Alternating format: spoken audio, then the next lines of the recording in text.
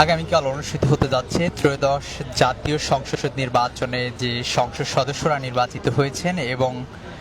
নতুন সরকারের যে মন্ত্রিপরিষদ রয়েছে সেই মন্ত্রিপরিষদের শপথ গ্রহণ যদি জানাতে চাই, আগামীকাল সকালে জাতীয় সংসদ ভবনের দক্ষিণ প্লাজায় অনুষ্ঠিত হচ্ছে ত্রয়োদশ জাতীয় সংসদ নির্বাচনের সংসদ সদস্যদের শপথ গ্রহণ। ঠিক সকালে অনুষ্ঠিত হবে সেই দক্ষিণ প্লাজায় নবনির্বাচিত সংসদ সদস্যদের শপথ গ্রহণ। এরপরে বিকেলে কিন্তু সেই দক্ষিণ প্লাজায় অনুষ্ঠিত হবে ত্রয়োদশ জাতীয় সংসদ নির্বাচনে নবনির্বাচিত সংখ্যাগরিষ্ঠতা নিয়ে যে বিএনপি বিজয় অর্জন করেছে সেই বিএনপির নেতৃত্বাধীন যে সরকার রয়েছে সেই সরকারের নবনির্বাচিত মন্ত্রিপরিষদের শপথ। এই মুহূর্তে যেমনটি দেখতে পাচ্ছি সেই শপথ গ্রহণকে ঘিরে যদি জানাতে চাই, সেই গুলশানে বিএনপি চেয়ারপারসনের কার্যালয়ে দেশের বিভিন্ন জেলা থেকে যে সকল সংসদ সদস্যরা নির্বাচিত হয়েছিলেন তারা কিন্তু আমরা দেখছি সেই সংসদের যে ভোট গণনার পরদিন অর্থাৎ 15ই ফেব্রুয়ারি থেকে এই গুলশানে চেয়ারপারসনের কার্যালয়ে বিভিন্ন জেলা থেকে এবং রাজধানীর বিভিন্ন এলাকা থেকে কিন্তু নবনির্বাচিত সংসদ সদস্য এবং নেতাকর্মীদের ভিড় ক্রমেই বেড়ে চলছে। আসলে বিভিন্ন এলাকা থেকে আসা সংসদ সদস্যরা বিএনপি চেয়ারম্যান তারেক রহমানের সঙ্গে সাক্ষাৎ করতে এবং তার সঙ্গে আলোচনা করতেই এই চেয়ারপারসনের কার্যালয়ে আসছেন এবং তার সঙ্গে আসলে বিভিন্ন বিষয়ে বৈঠক হচ্ছে, যেহেতু আগামীকাল ত্রয়োদশ জাতীয় সংসদ নির্বাচনে নবনির্বাচিত সংসদ সদস্যদের শপথ গ্রহণ এবং বিকেলে নতুন মন্ত্রিপরিষদের যে শপথ গ্রহণ সেটি অনুষ্ঠিত হবে। সেই কার্যক্রমকে সামনে রেখে আমরা দেখছি যে সেই 15 ফেব্রুয়ারির পর থেকেই কিন্তু বিএনপি চেয়ারপারসনের কার্যালয়ে কিন্তু নেতাকর্মীদের একটি বাড়তি ভিড় আমরা লক্ষ্য করছি। এই মুহূর্তে যেমনটি দেখছিলাম কিছুক্ষণ আগে আমরা দেখেছি লক্ষ্মীপুর 3 আসনের যে নবনির্বাচিত সংসদ সদস্য শহীদউদ্দিন চৌধুরী অ্যানি এবং বিএনপির স্থায়ী কমিটির সদস্য নজরুল ইসলাম তিনিও এখানে এসেছিলেন এবং তারা দুজনকেই দেখেছি সেই চেয়ারপারসনের কার্যালয়ের সামনে। এছাড়া প্রতিনিয়ত কিন্তু দেশের বিভিন্ন আসন থেকে নির্বাচিত সংসদ সদস্যরা এখানে আসছেন এবং তারেক রহমানের সঙ্গে আসলে তারা সাক্ষাৎ করছেন, যেহেতু আগামীতে একটি নতুন সরকার গঠন হচ্ছে বিএনপি নেতৃত্বাধীন। সে কারণে কি ধরনের কার্যক্রম পরিচালনা হবে সে সকল বিষয় নিয়ে আসলে নেতাকর্মীদের সঙ্গে আলোচনা করছেন বিএনপি চেয়ারম্যান এবং স্থায়ী কমিটির সদস্য যারা রয়েছেন। এই মুহূর্তে ঠিক যেমনটি দেখাচ্ছিলাম আপনাদের সরাসরি যুক্ত করেছি গুলশান বিএনপি চেয়ারপারসনের কার্যালয়ের সামনে থেকে এবং দেখছিলেন যে রাজধানী সহ দেশের বিভিন্ন আসন থেকে নির্বাচিত সংসদ সদস্য এবং নেতাকর্মীরা আসলে এখানে আসছেন এবং তারেক রহমানের সঙ্গে সাক্ষাৎ করে তারা বের হচ্ছেন। এর আগে আপনারা জানেন গতকাল রাতে সন্ধ্যা 7টায় যদি জানাতে চাই বা আপনারা জানেন যেটি রাজধানীর বসুন্ধরা এলাকায় বিএনপির চেয়ারম্যান তারেক রহমান গিয়েছিলেন এবং সেখানে জামায়াতের যে আমির রয়েছে ডক্টর শফিকুর রহমান তার বাসভবনে তিনি গিয়েছিলেন এবং জামায়াতের আমিরের সঙ্গে তিনি সৌজন্য সাক্ষাৎ করেছিলেন এবং সেখান থেকে বের হয়ে কিন্তু তিনি জাতীয় নাগরিক পার্টির আহ্বায়ক নাহিদ ইসলামের বাসায় গিয়েছিলেন এবং নাহিদ ইসলামের সঙ্গে সাক্ষাৎ করেছিলেন। তারেক রহমানের এই যে জামায়াতের আমিরের বাসভবনে যাত্রা এবং এনসিপির আহ্বায়ক নাহিদ ইসলামের বাসভবনে যে যাত্রা,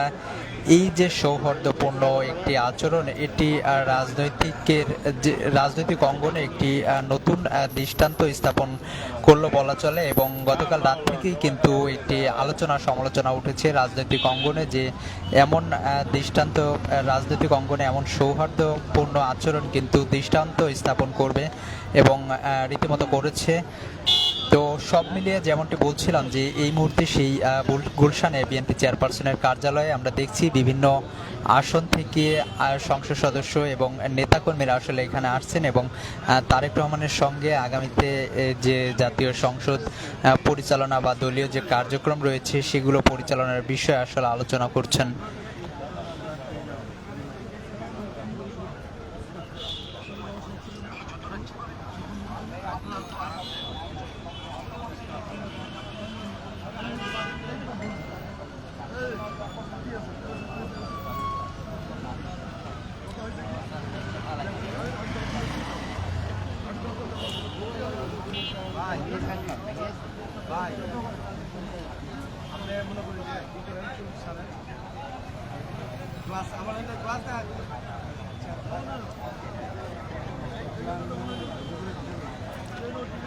যেমনটি বলছিলাম, আগামীকাল সকালে কিন্তু জাতীয় সংসদ ভবনের যে দক্ষিণ প্লাজা রয়েছে সেখানে অনুষ্ঠিত হবে ত্রয়োদশ জাতীয় সংসদ নির্বাচনে নবনির্বাচিত সংসদ সদস্যদের শপথ গ্রহণ। এরপর বিকালে একই স্থানে অনুষ্ঠিত হবে নতুন মন্ত্রী পরিষদের যে শপথ গ্রহণ সেটি। এর মধ্য দিয়ে বলা চলে আগামী 18 ফেব্রুয়ারি বুধবার কিন্তু এই ত্রয়োদশ জাতীয় সংসদ নির্বাচনের মাধ্যমে নবগঠিত যে সরকার, সেই সরকারের যে কার্যক্রম সেটি কিন্তু শুরু হবে। এবং সেই কার্যক্রমকে ঘিরে যেমনটি দেখাচ্ছিলাম, গুলশানে বিএনপি চেয়ারপারসন কার্যালয়ে বিএনপি সহ তাদের অঙ্গ সংগঠনের নেতাকর্মীদের একটি বাড়তি ভিড় এখানে লক্ষ্য করা যাচ্ছে।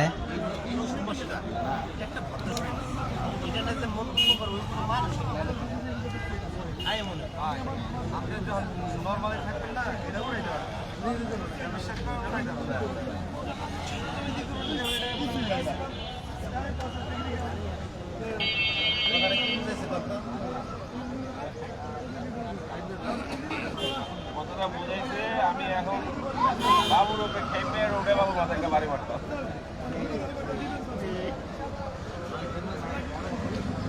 কথাটা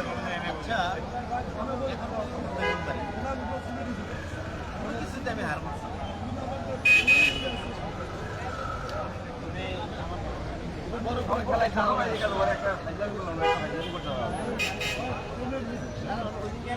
দর্শক, যেমনটি দেখছিলেন রাজধানীর গুলশানে বিএনপি চেয়ারপারসনের কার্যালয়ের সামনে থেকে আপনাদের যুক্ত করছিলাম এবং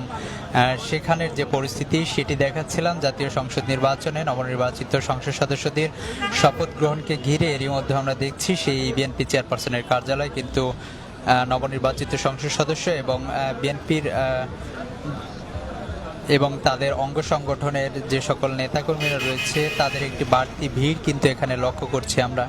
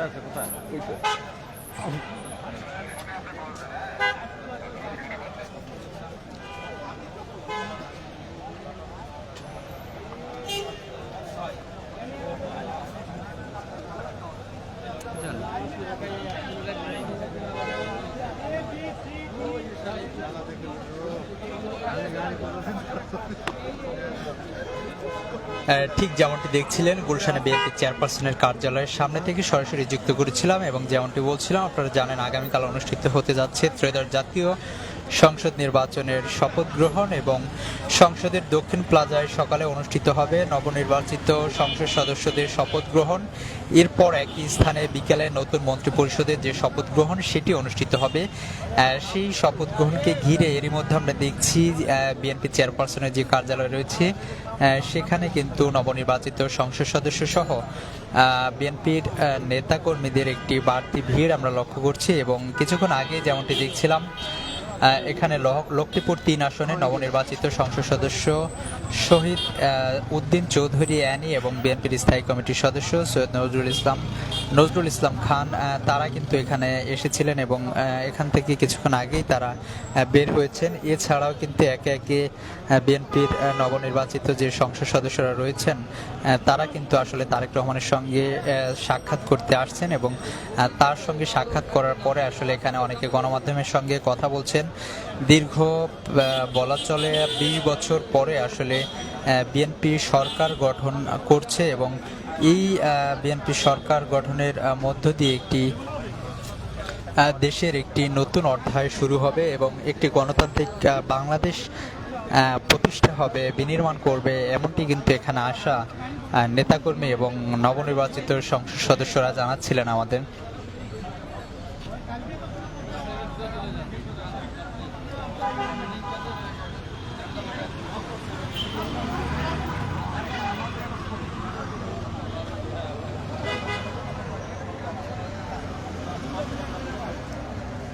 এই ছিল গুলশানে বিএনপি চেয়ারপারসনের কার্যালয়ের সামনে থেকে সর্বশেষ